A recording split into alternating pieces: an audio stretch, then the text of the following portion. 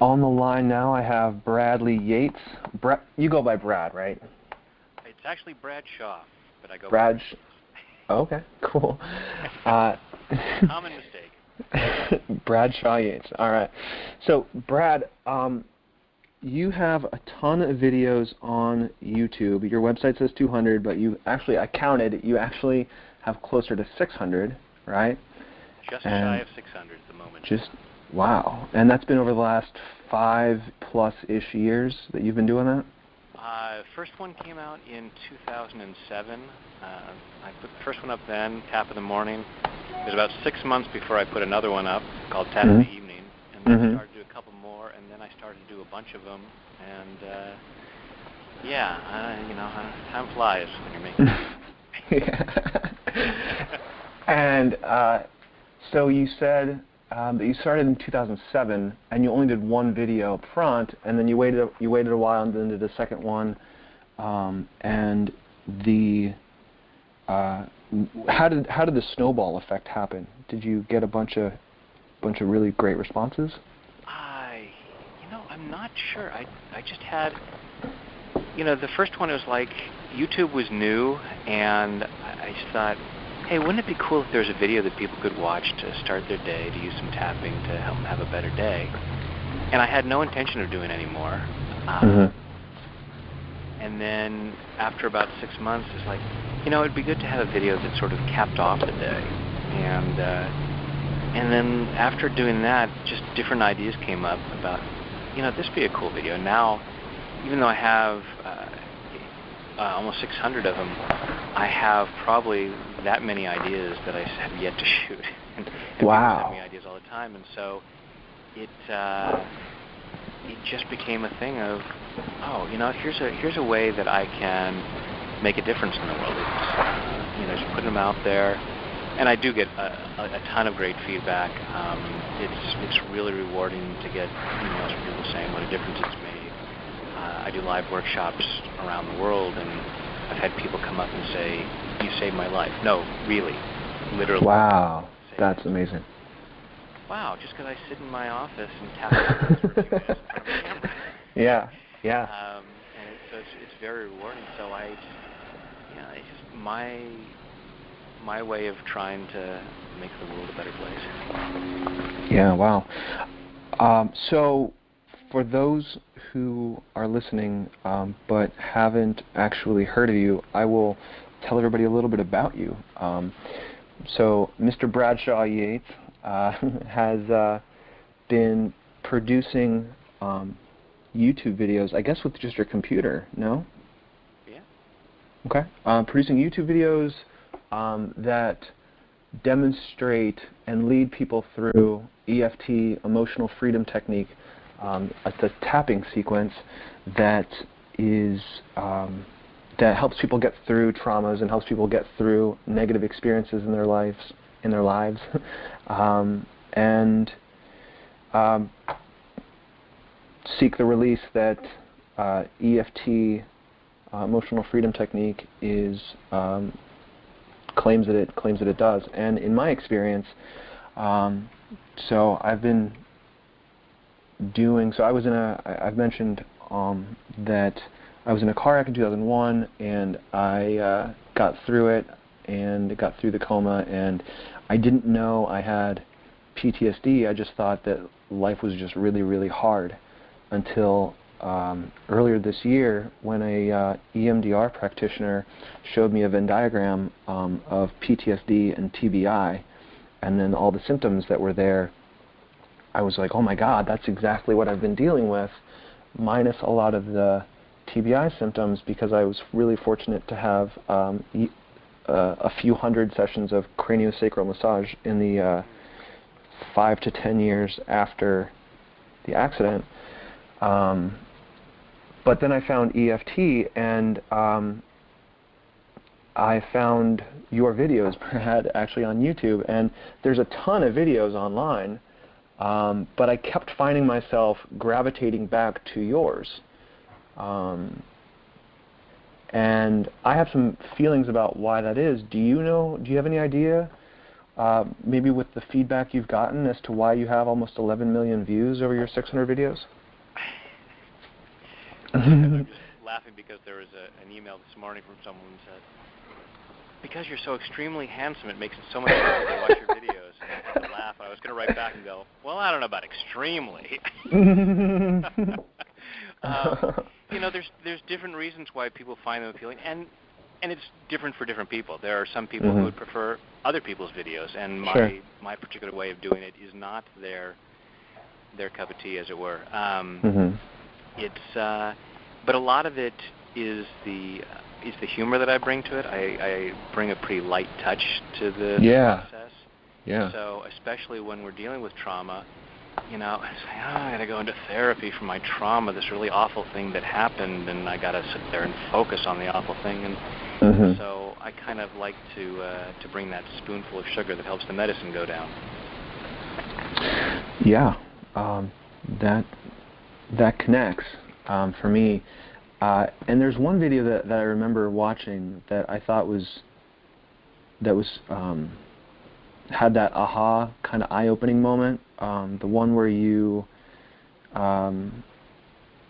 sat kind of in the middle, like you normally do, but there was a picture on the middle right of the screen that I was like, I remember thinking that's too pristinely posed for what's going on here. And then you started talking about fear, and then you went back and you actually brought the picture forward where it was the resistance video with the skull. Yeah, with the skull, exactly. And I was like, oh my gosh. It's not a skull. Exactly, it's not a skull at all. Yeah. Wow. So yeah, the humor is definitely was a key piece for me, and very much appreciated. And I'm sure that everybody else who watches your videos, those 11 million people, appreciate that humor as well. So speaking of humor, fun fact about Brad, he went to clown school, and you said it was a part of a struggling young actor's ambition? Yeah, while I was a struggling actor in Hollywood, I had majored in drama. I had traveled the world to some extent doing theater, and then had finally made my way to Hollywood to become a movie star. And had minor successes. I'm not a doctor, but I played one on TV.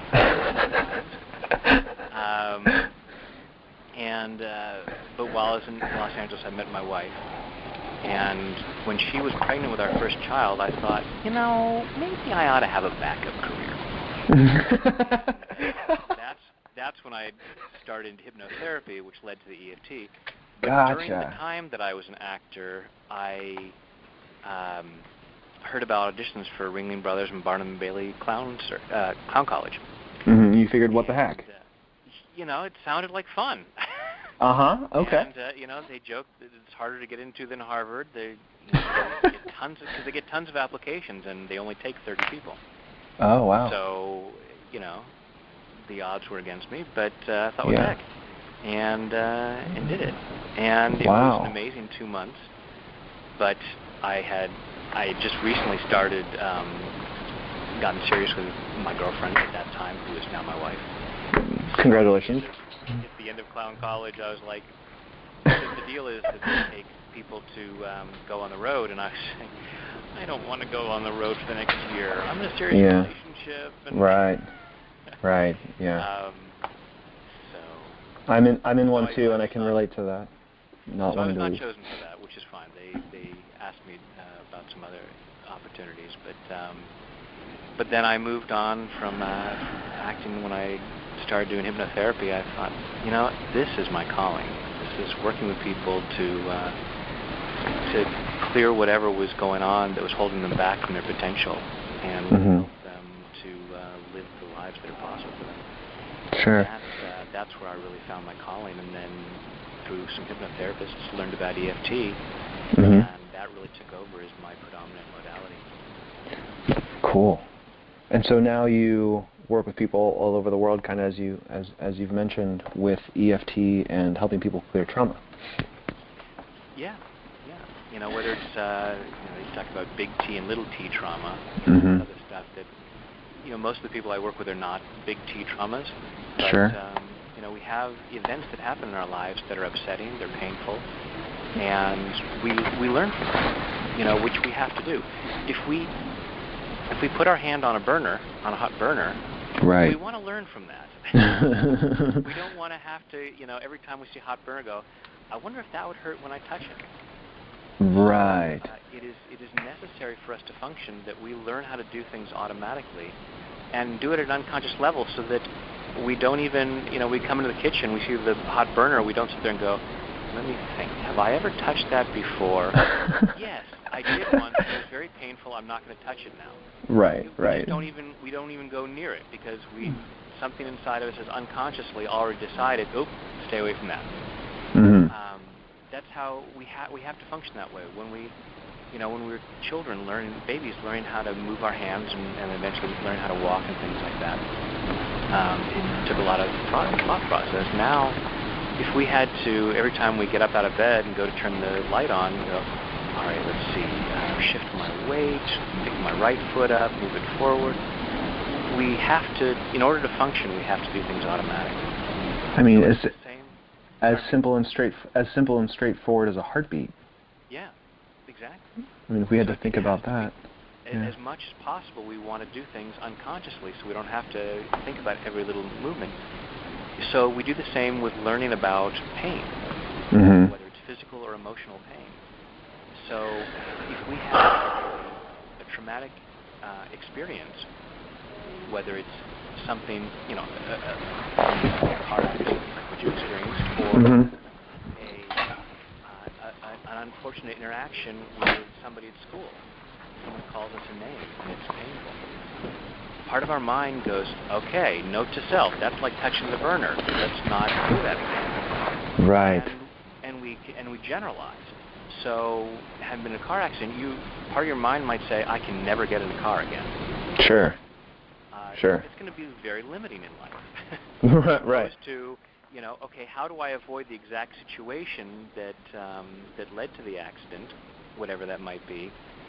How can I make myself safer when I'm traveling? If it's an upsetting event with someone in school, someone called us a name, it's like, okay, well, do I just not go to school anymore? Because some people might do that. It's like, I can never go back to school.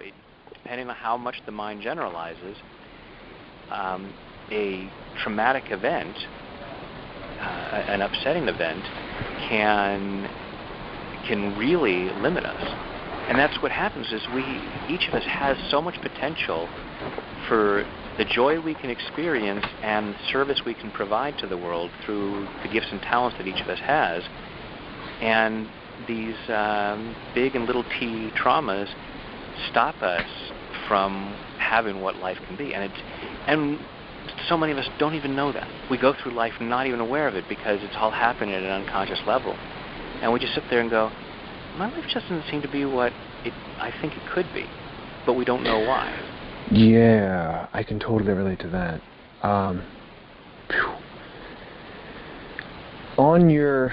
So detecting those traumas,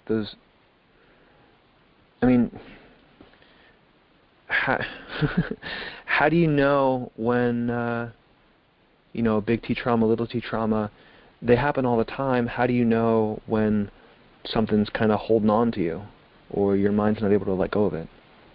Well, and sometimes it's more obvious, like for you, having had a big T trauma, you knew something was not right. Yeah. Even though it took till you saw the Venn diagram to recognize, oh, here's what it is, I have PTSD. But there was something that knew my life is not going the way I think it ought to go, the way I experience what I see other people experiencing, and I go, I wish I had what they had. Part of it for me was I can't focus, I can't commit to anything, not even like major things, but I can't even commit to washing all the dishes at once. was a super frustrating experience. The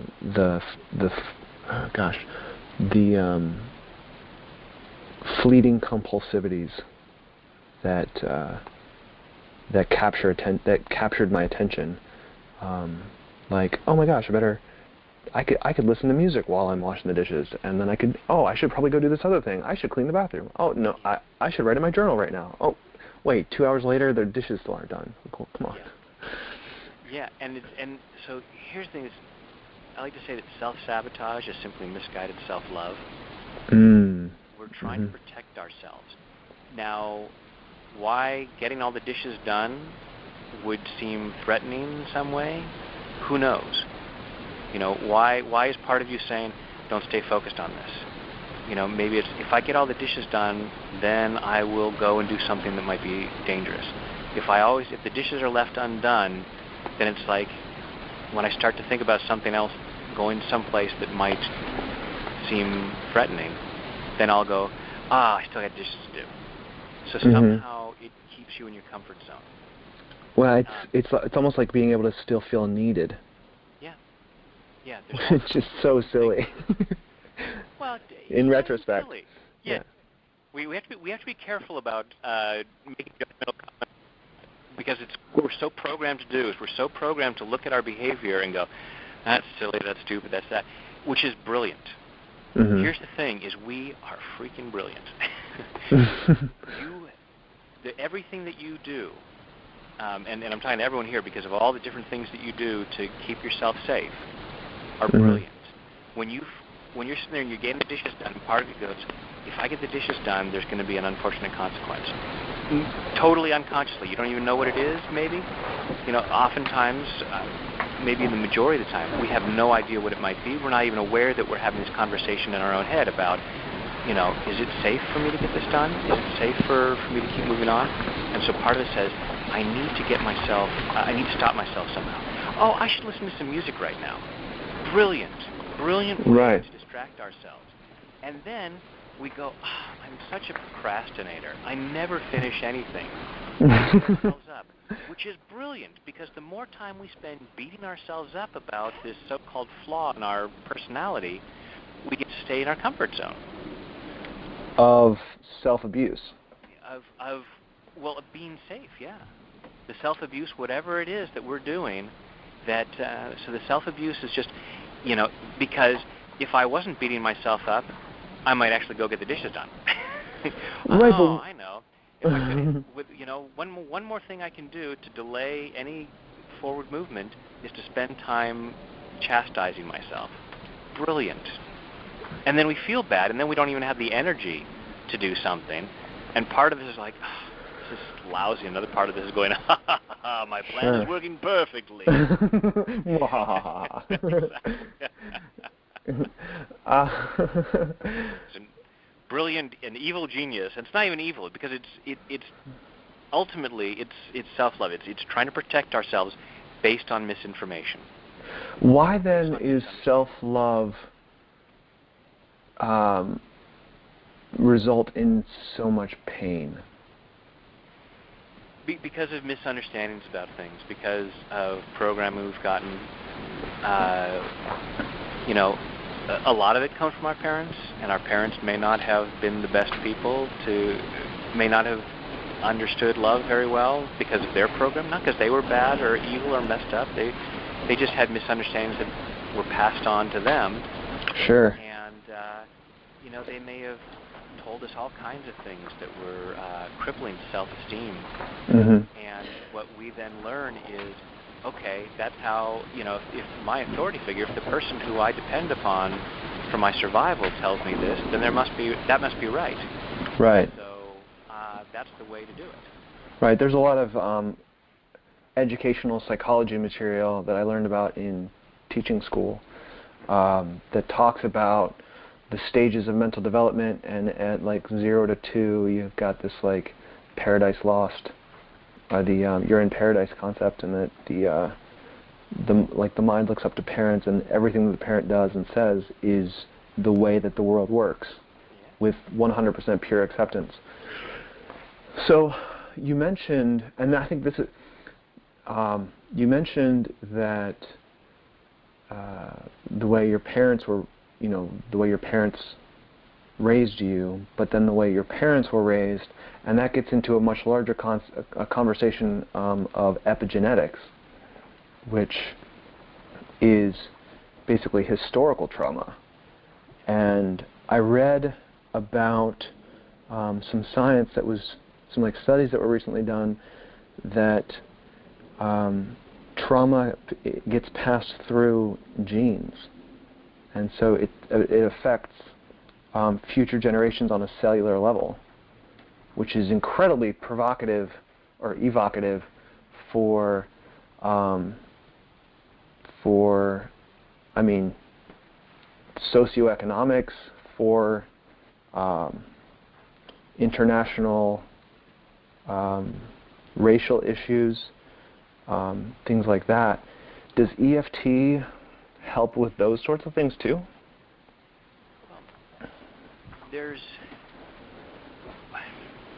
We're changeable. We're not stuck with what's going on inside. Okay. That's Bruce Lipton, who talks a lot about epigenetics, but also is a big proponent of EFT and says you can change these things. So would a great indicator, so for those folks who may or may not say, is this, do I have trauma, would a good indicator be the thought that something is permanent?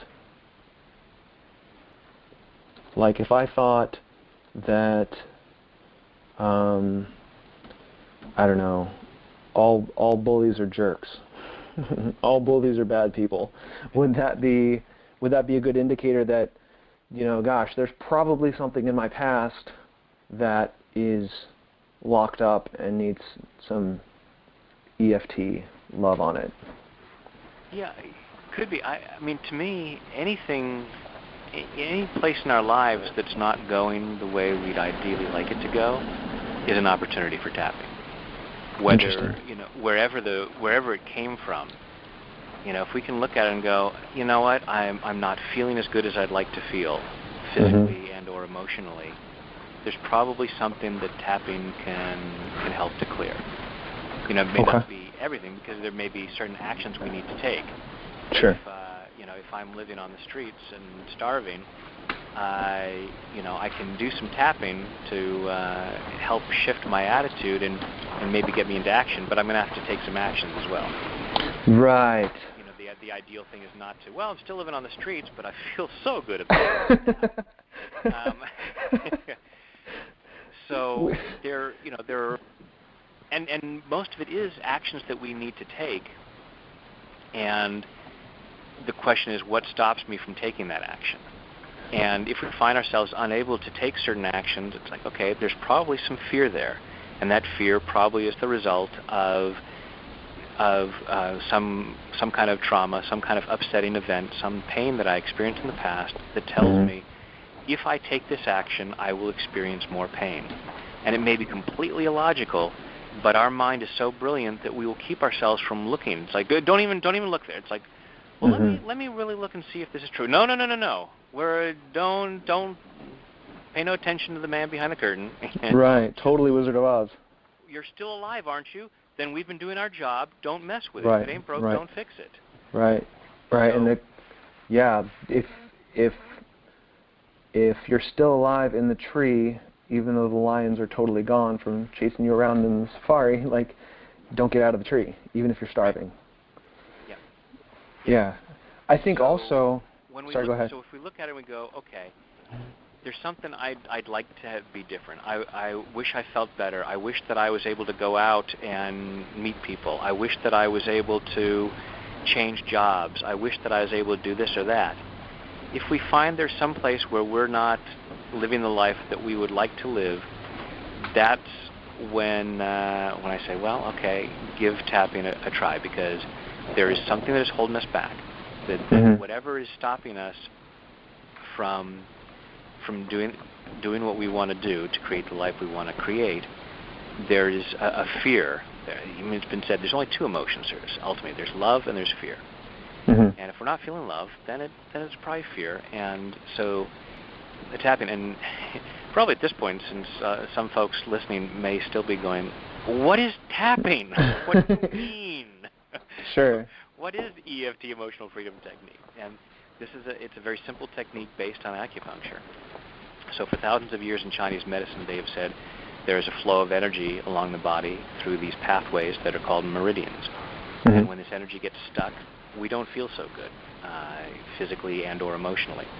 When the energy is flowing naturally, we experience our natural state of health and well-being. So things happen in our lives that get the energy stuck. Having a traumatic event, energy gets stuck. Mm-hmm. And so particularly anytime we're in a situation that reminds us of that painful event and we get stuck, our energy freezes up. Different ways of looking at it. So in traditional Chinese medicine, they would stick needles in key points to stimulate the healthy flow of energy. Mm-hmm. We just use fingertips to tap on these different points, primarily on the face and torso. And by tapping these points, we're able to get the energy flowing again, and we start to clear out the stress. And we actually have, scientific research showing that stress is dramatically reduced while the tapping process is done. When we get into fight or flight, when we experience stress, one of the hormones that's released into the body is cortisol. Mm-hmm. And in one study, participants who were tapping, their cortisol levels were dropped by an average of 24%, which is... That's huge. So it's so huge that the research, the lab technicians threw the results out the first time because they said, that's not possible. We mm-hmm. screwed up somewhere. Wow. And then ran it again and went, oh, this tapping actually did reduce people's stress levels that much. So energy in the body is a real thing. The people who want, concrete evidence, the people who say, show me, point to it, right? There's so many people who think it's too esoteric of a concept, but in reality, this is real stuff. Yeah. Just because you can't see it doesn't mean it's not there. Yeah, so even if the concept of acupuncture and qi and energy flowing with the body, if for some people because of what they've been told, their mindset, if that seems too woo-woo, mm-hmm.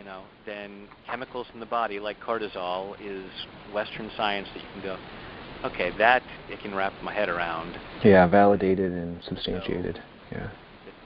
There's studies showing there's something that's tapping. It looks a little strange. That's what throws a lot of people off. We'll resist it and go, you know what? I'd rather suffer with my issues mm-hmm. than look stupid by tapping on my face. Which is an issue in and of itself. Yeah. And in spite of the fact that people at all levels, it's like, oh, only weirdos would do that. Well, actually, I've worked with people. I've worked with CEOs. I've worked with award-winning actors. I've worked with professional and NCAA athletes. There are sports teams, World Series and Super Bowl winning sports teams that use tapping. The people at the highest levels of achievement in their fields. I've worked with doctors and psychologists and attorneys, and, these are not the lunatic fringe. Mm-hmm. But a lot of people still don't come right out and say, oh yeah, I tap on my face, so it still looks a little strange. But trust me, the people at the highest levels of achievement are finding that tapping benefits them in all areas of their lives and are using it. Wow. So you don't have to worry about, if I use this, I'll be one of those weird people. It's like, well, yeah. you'll be one of those people who's, using it for the benefits to your life. And sometimes it sometimes happens with tapping that the results are so staggering and so quick. Yeah. I've helped people who are, feeling upset on at a 10 on a scale of 0 to 10. Mm-hmm. And sometimes within a matter of minutes, it's down to a 0. It's like, mm-hmm. nothing there. They can be thinking about a traumatic event that happened in their lives that has had them shaking and nightmares for years. Sure. In a matter of minutes, it's like watching a movie. It's like it happened to somebody else, and they feel no stress in their body. Right. That is not the norm. it doesn't always happen that way. So sometimes it takes persistence. It may take, quite a bit of tapping to clear it out.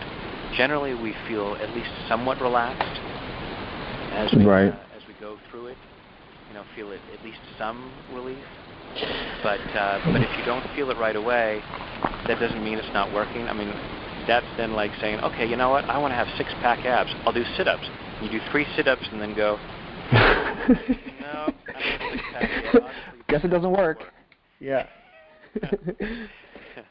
I can say, like, from like just thinking about how my mind has gone into approaching these videos, I can see that, like, one of the fears that comes up is, who would I be without this trauma, either big T or little t? Who would I be without this story?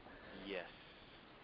We become very addicted, very attached to our stories, especially if, we talk about secondary gain. If we've gotten some, if people are like, oh yeah, that terrible thing that happened to you, and they're sympathetic, and it's not that we're bad or stupid or pathetic. It's we learn to do what gives us things that feel good. Right. And it's like, wow, if people said, yeah, I remember that accident, and I said, oh, yeah, it happened. I'm fine now. Then I'm not going to get the same kind of reaction. And they may not recognize me. They might say, who are you, and what have you done with the person I know? And it's going to change. There's going to be change, and we resist change. We like things to be the same, even if we want things to be different. It helps us know our experience better. We want to change. Right. I'm sorry? It helps us know our experience better. It helps us navigate the safari better. I mean, to keep using that analogy, it's just such an apt analogy for the physiological trauma response that I've noticed in myself, and that I've discussed with other practitioners and other people who have survived traumatic things. It's like, who would I be without this? And you know what? Let's go ahead. Because we are running out of time, let's close out. Give people with a hands-on experience. Oh my gosh! All right, you mean I have to do this on the? All right. What do you want to do it about? What? So, what we're going to do is, for whatever, if folks are holding on to an upsetting event. Now, here's the thing: is because when we're tapping, we are focusing on upset and on our emotions. And since I don't know who's going to be listening to this and what your story is, I won't be able to directly work with you on what might come up. So, I would avoid in this moment. I would avoid looking at a big T trauma. Okay. Because there are some places you shouldn't go alone. Right. And when you start focusing on it, it can get very upsetting. And although tapping can be very effective for clearing it out, it might take longer than we're going to have time for. It might need some one-on-one, really looking at what's there individually. So you have to take full responsibility for your own well-being if you choose to do the tapping right now. So you may want to wait until you've got someone there for support. Ideally, you may want to wait until you can work with a professional one-on-one. There are a lot of great tapping professionals out there. You can, Google EFT practitioners and work with someone one-on-one. So if you're not able to look at something that's pretty light at the moment without going into a big emotional response, then I would wait. Although I've not experienced this with any interviews that I've done where someone has let me know that they've had a big upset. Primarily because I always give this caveat ahead of time. If you think that you might find something really upsetting, don't go there now. Right. Take care of yourself. So and so maybe just follow along and listen without going deep into it. So close your eyes, take a deep breath. Okay. And then think about something that's bothersome. Again, avoid the big T's. But or maybe just look at how you're feeling right now. Right on a scale of 0 to 10, 10 being I feel great. Okay. 0 being I'm not feeling good. And imagine feeling really good, feeling a 10. And say, it's safe to feel that good. Just allow yourself to be aware of what goes on inside. Right now on a scale of 0 to 10, how safe does it feel to feel good? Because part of you, the only reason you're not feeling a 10 in terms of how good you feel right now is because part of you says it's not safe to feel better. So that's what we're going to start with. So you can tap with either hand on either side of the body for the sake of demonstration. I'm going to say go ahead and use the index and middle finger of your right hand. Okay. With those fingertips, tapping on what we call the karate chop point on the left hand. So the edge of your hand between your wrist and pinky on your left hand, where if you were going to break some boards with a karate chop. Sure. That's a pretty broad area. Should I go more towards the wrist or more towards the pinky? Sort of right in the middle. Right in the middle, the fleshy part. Between the knuckle, the first knuckle of the pinky and the wrist bone. Okay. And so we tap each point, about 5 to 10 times. But as we go through this, I may say phrases that may go a little bit longer. So okay. It's okay if it goes more than 10 times. Okay. Just lightly tap it. We don't want to bruise ourselves. And so on the side of the hand, we do the setup phrase where we state whatever the issue is. Even though I feel distress, even though I'm angry at Bob, even though whatever, even though I have this pain in my shoulder, I choose to love and accept myself. So tap on the side of the hand. Okay. Even though it doesn't feel safe to feel better. Even though it doesn't feel safe to feel better. I choose to love and accept myself. I choose to love and accept myself. Even though I'm not sure it's safe to feel better. Even though I'm not sure it's safe to feel better. I choose to love and honor myself. I choose to love and honor myself. Even though it doesn't feel safe to feel better. Even though it doesn't feel safe to feel better. I choose to deeply and completely. I choose to deeply and completely. Love, honor, and accept myself. Love, honor, and accept myself. And maybe anyone else. And maybe anyone else. Who may have taught me this. Who may have taught me this. The first point we're going to tap now is the eyebrow point. This is right at the beginning of the eyebrow, just about in the middle of the face, above your nose. Not on the bridge of the nose, but right in the middle of the forehead, between the eyebrows? Just to the side, Okay. right at the beginning of the eyebrow. Gotcha, okay. So tap in right there and say, it doesn't feel safe to feel better. It doesn't feel safe to feel better. Following your eyebrow out to the outside corner of your eye socket, at the side of the eye, it doesn't feel safe to feel better. It doesn't feel safe to feel better. Following the edge of the eye socket to right under the middle of the eye, above the cheek. Okay. Part of me is afraid to feel better. Part of me is afraid to feel better. Right under the nose, just above this fear of feeling better. This fear of feeling better. Right below the lower lip, just above the chin. It doesn't feel safe to feel better. It doesn't feel safe to feel better. I feel my body twitching. There's a lot of different reactions that happen when people are tapping. Okay. Yawning is a very common one, and it just lets us know that energy is shifting, that something's going on in there. The next point is the collarbone point. If you feel where your collarbones just about come together to a U-shape at the base of your throat, go ahead and make a fist and tap right in the collarbones just about. All this fear of feeling better. All this fear of feeling better. Now just below the eye, 4 inches below the eye. It's right about bra strap level, and I'm sure some of the guys can figure out where that one is. Tapping right there. All this fear of feeling better. All this fear of feeling better. Now the top of the head, using all of your fingertips, just tapping around little circles around the crown of your head. Okay. I'm not sure it's safe to feel better. I'm not sure it's safe to feel better. And a lot of people with EFT just do one round like that and then take a deep breath. Okay. The eyebrow point. All these reasons. All these reasons. Side of the eye. Why it might not be safe to feel better. Why it might not feel safe to feel better. Under the eye. If I felt better. If I felt better. Under the nose. I might go do things. I might go do things. Under the mouth. That part of me is afraid would be dangerous. That part of me is afraid it would be dangerous. Collarbone. I've experienced pain in the past. I've experienced pain in the past. Under the arm. And now I'm just doing my job. And now I'm just doing my job. Top of it, keeping myself safe. Keeping myself safe. Eyebrow point. That part of me. That part of me. Side of the eye. That limits how good I feel. That limits how good I feel. Under the eye. Is just trying to keep me safe. This is just trying to keep me safe.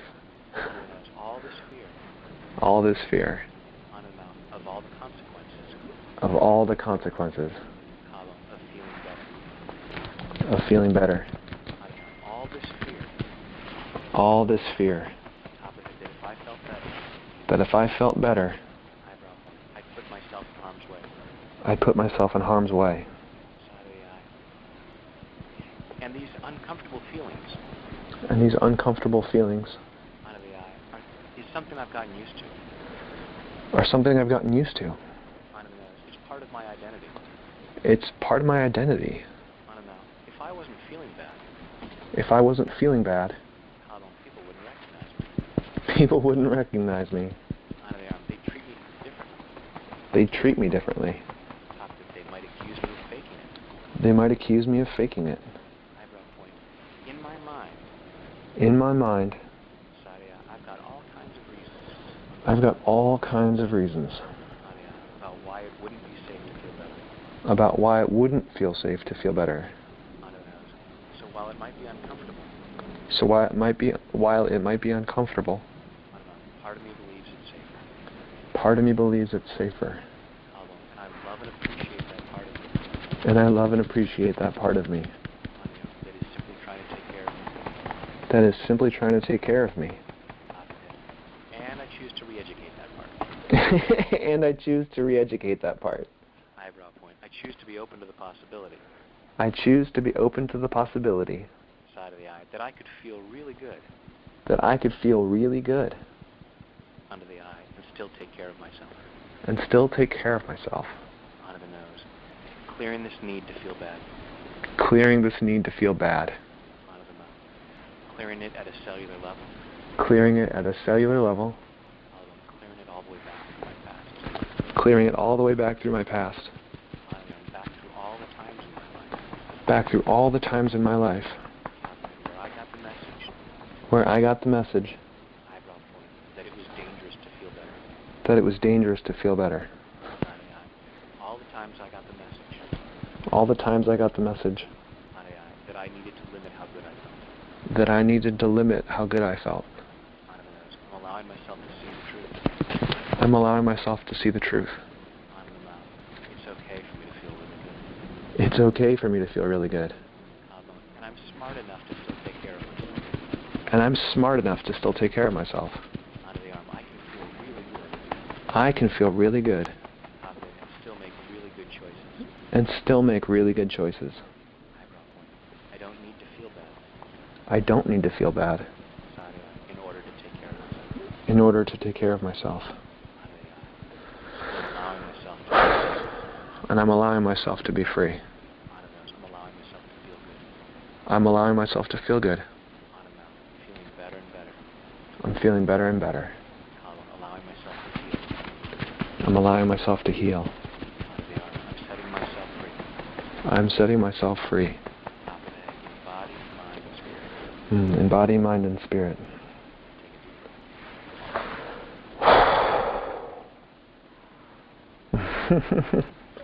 So again, now to actually close your eyes and say, it's safe to feel good.